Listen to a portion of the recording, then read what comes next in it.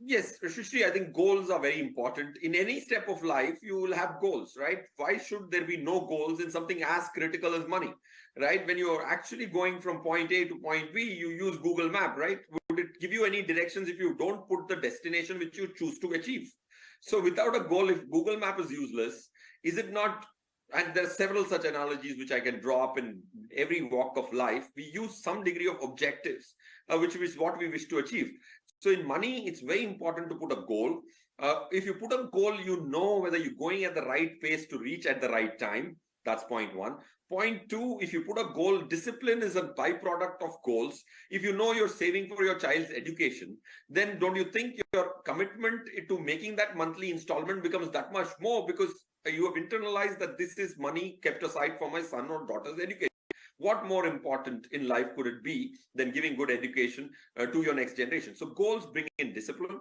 Goals bring in clarity, whether you're on the path at the right pace. That's two. Now that you have goals, how does transform those goals into actions? And when you invest, you need actions emanating from your goal. So what would I do is, let's assume I have 5 goals, one of them as short as 3 years, another 5 years, another which could be 10, or the last one could be 30 years. I will try and find out what is the weighted average life of all my goals. If I need 5 crores after 30 years, if I need 3 crores after 10 years, a crore after 3 years, I will try and find out, if I put all these goals into one bucket, what is the life of all my goals as a weighted average. Let's assume that is 9 years.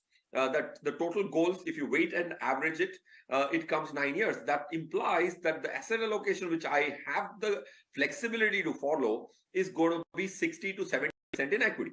If the weighted average goals life comes to 4 years, then I know I can't go more than 30% in equity, 40% in equity. So that's where the asset allocation strategy can be derived out of, the weighted average life of all my goals put together.